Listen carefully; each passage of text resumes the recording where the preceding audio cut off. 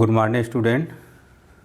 Today we are going to discuss about Boyle's law. According to Boyle's law, at constant temperature, volume of the given mass of the gas is inversely proportional to pressure. Volume of the given mass of the inversely proportional to pressure. It is mathematically defined as V inversely proportional to P at constant temperature. Therefore, V is equal to K upon P. When cross multiply, PV is equal to K, where K is equal to constant. P क्या है? Pressure है. V क्या है? Volume है, gas का volume है. PVT में ही gas law का फॉर्मेशन हुआ है. अलग अलग साइंटिस्टों के नाम पर लॉ का फॉर्मेशन हुआ है, ला दिया गया है. पहला हमारा बॉयल्स लॉ है. बॉयल्स ने ये कहा कि कांस्टेंट टेम्परेचर पे किसी भी गैस का वॉल्यूम प्रेशर के इन्वर्सली प्रोपोर्शनल होता है. तो ये मैथमेटिकल डिफिनेशन है. ठीक. उसके बाद at constant temperature the product of pressure and volume, the product and pressure of the volume of given mass of gas is equal to constant. ये है. अगर किसी गैस का वॉल्यूम V1 और प्रेशर P1 है तो similarly P1 V1 is equal to हो जाएगा K and P2 V2 is equal to K. Equation 1 and equation 2 दोनों इक्वेशन को हम इक्वल कर देंगे तो मिलेगा हमको P1 V1 is equal to P2 V2 is equal to K. इस इक्वेशन को हमको याद करना है. इसे 3 हमको चीज़ दिया रहेगा तो फोर्थ वाली को हम निकाल सकते हैं. P2 की वैल्यू निकालना होगा तो P1 V1 अपान V2 हो जाएगा. V2 की वैल्यू निकालना होगा तो P1 V1 अपान P2 हो जाएगा. P1 की वैल्यू निकालना होगा तो P2 V2 अपान V1 हो जाएगा. ठीक. या इसको हम ऐसे भी लिख सकते हैं कि P1 upon P2 is equal to V1 upon V2. ये भी इक्वेशन आपको मिल सकता है. अब उसके बाद ग्राफिकल रिप्रेजेंटेशन हम लोग देखा जाए. Graphical representation of Boyle's law. पहला हम लोग ग्राफ प्लाट करेंगे P वर्सेज 1 अपान V में. P वर्सेज 1 अपान V में जब हम ग्राफ प्लाट करेंगे P वर्सेज 1 अपान V तो y एक्सिस पे हम 1 अपान V लें और x एक्सिस पर अगर हम P अगर लेंगे तो हमको ग्राफ मिलेगा इस तरह से स्ट्रेट लाइन. ये हमारा स्ट्रेट लाइन, ये हमारा T3 होगा, ये T2 होगा, ये T1 हो जाएगा. तो इसमें हमारा T3 की वैल्यू अधिक हो जाएगा T1 से ग्रेटर देन T1. ठीक. ये अगर हम P और V में अगर हम ग्राफ प्लाट किए हैं तो हमारा इक्वेशन इस टाइप का मिला था, y is equal to mx type का. यहाँ पर K था, ये P है और V है. जब इस टाइप का इक्वेशन हमको मिलेगा तो ग्राफ हमारा स्ट्रेट लाइन होगा. अगला ग्राफ आपसे पूछता है, इस तरह से ग्राफ दे दे, पूछ दे कौन सा लॉ है, बायस लॉ के 4 लॉ है कि एवोगैड्रो लॉ है. अगला ग्राफ हम लोग फोकस करेंगे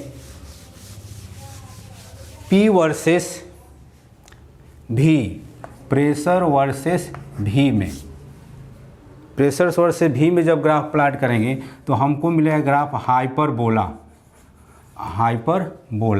इस तरह से अगर हम प्लाट करें y एक्सिस और x एक्सिस, ये P हो गया और ये हमारा वॉल्यूम V हो गया, तो ये 0 हम ले रहे हैं. इस तरह से हमारा ये ग्राफ ये हाइपरबोला है. इसको हम हाइपरबोला कहेंगे. X Y is equal to क्या है, यहाँ पर कांस्टेंट है. X Y is equal to constant या P V is equal to क्या है, कांस्टेंट है. ठीक. P V is equal to constant. अगर इसमें हम y की वैल्यू अगर हम यहाँ पर 0 ले लें इस इक्वेशन में, x इंटू इस इक्वेशन में हम is equal to constant K ले लें तो x is equal to K upon 0 means ये हो जाएगा आपका इनफाइनाइट हो जाता है. ठीक. अगला ग्राफ हम लोग प्लाट करेंगे P V वर्सेस P में. P V pressure into volume versus P. P भी और P में जब ग्राफ प्लाट करेंगे तो हमको ग्राफ मिलेगा, इसके पैरेलल मिलेगा। पी भी एंड पी में जब हम ग्राफ प्लॉट करेंगे तो ये एक्स एक्सिस के ये पैरेलल इस तरह से मिलेगा। इसको हम कहेंगे, यहाँ पर लिखेंगे टेम्परेचर क्या रहेगा, इसमें कांस्टेंट रहेगा। तो ये हमारा 3 ग्राफ था, 1/v वर्सेस p, उसके बाद p वर्सेस v और pv वर्सेस p में। अब इस बायल्स लॉ का हम सिग्निफिकेंस पढ़ेंगे कि सिग्निफिकेंस ऑफ बायल्स लॉ क्या है। Significance of बायल्स law, significance of बायल्स law at constant temperature, eight constant temperature for a fix mass of the given gas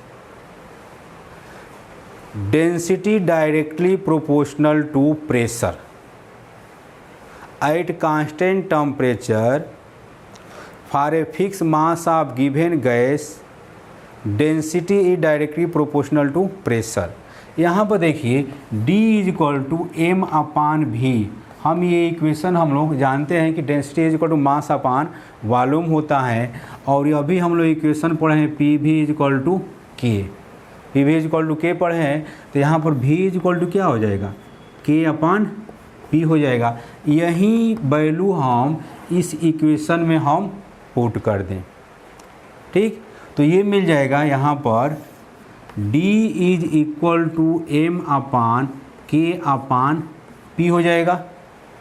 d = मास अपान ये कांस्टेंट अपान प्रेशर हो गया, ठीक।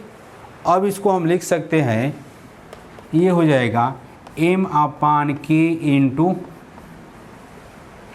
प्रेशर, वेयर m/k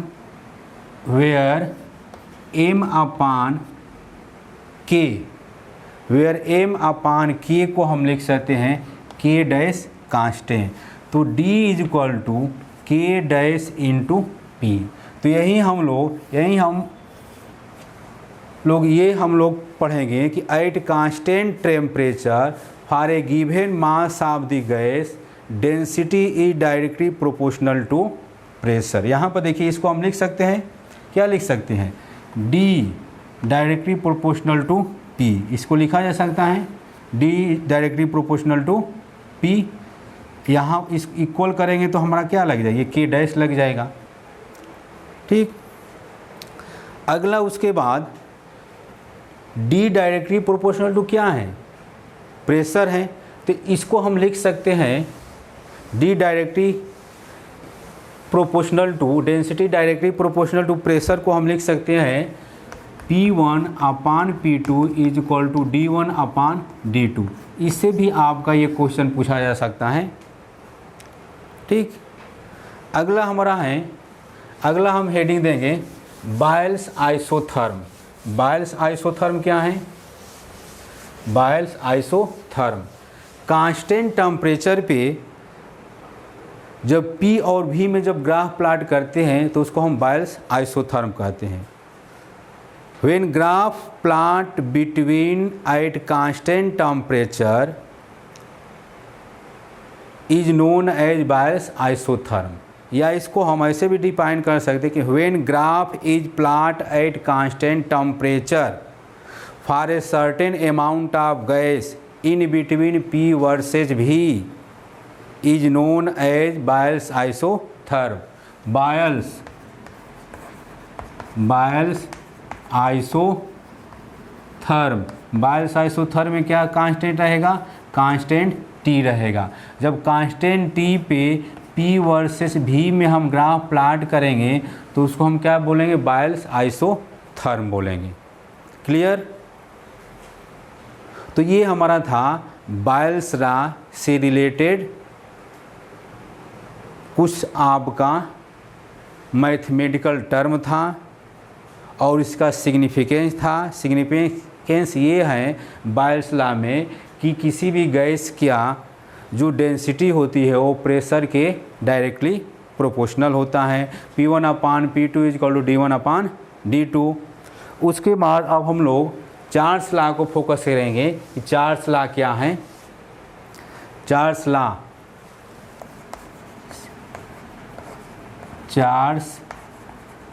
लॉ को हम VT लॉ भी बोलते हैं। VT लॉ में मतलब प्रेशर क्या रहेगा, कांस्टेंट रहेगा। ठीक, तो according to Charles law volume of the given mass of the gas is directly proportional to absolute temperature. V directly proportional to T, किस पे, तो एट कांस्टेंट प्रेशर पे। तो V is equal to KT या V upon T is equal to K।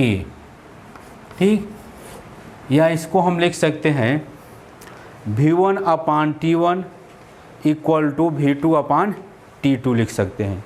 V1 अपान, इसको हम लिख सकते हैं V1 upon T1 is equal to V2 upon T2 is equal to K। ठीक, इसका भी ग्राफ हमको मिलेगा इस तरह से, स्ट्रेट लाइन। V और T में जब ग्राफ प्लॉट करेंगे तो स्ट्रेट लाइन मिलेगा। अब इससे रिलेटेड कुछ हम लोग न्यूमेरिकल देखेंगे अगले वीडियो में। Thank you very much.